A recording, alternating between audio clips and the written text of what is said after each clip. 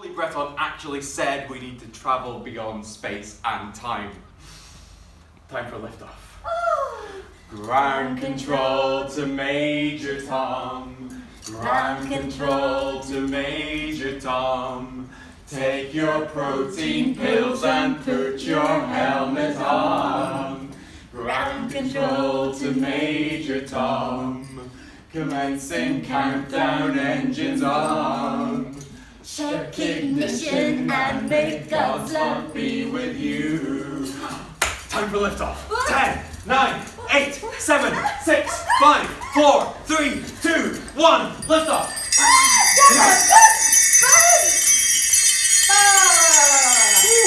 But before we get to Lost in Space.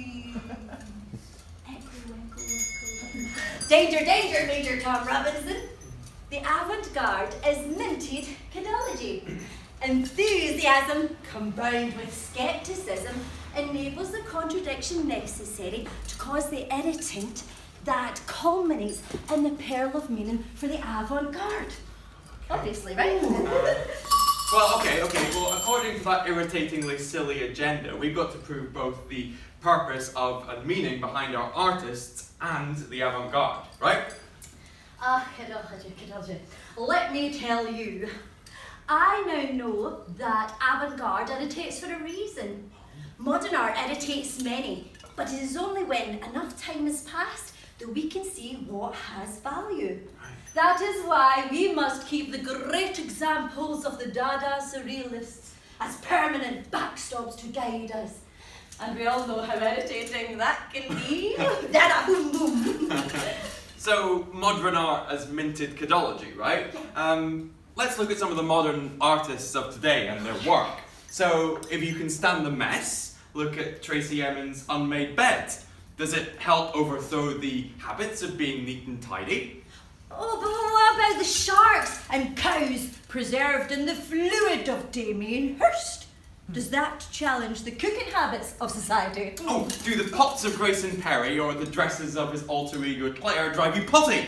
Oh, what about Rachel Whiteread and her sprayed concrete spaces? Does that destabilise the status quo? Look, I want to impress upon everyone here what an amazing contribution these artists are making to filling life with excitement. Anyway, I want to show that David Bowie is avant-garde and I will prove it. You know, when it comes to the art of alter egos, is David Bowie not a wonderful laughing gnome? Look, he's got so many strings to his Bowie. Bowie. Uncle Arthur. Halloween Jack.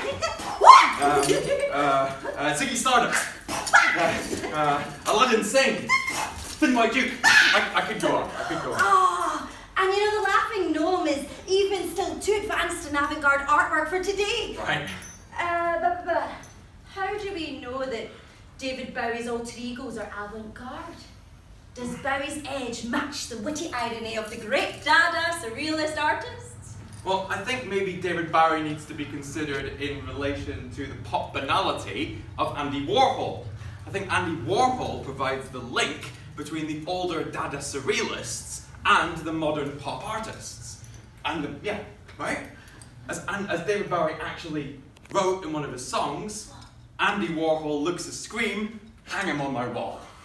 Andy Warhol walking, Andy tired, Andy takes a little snooze.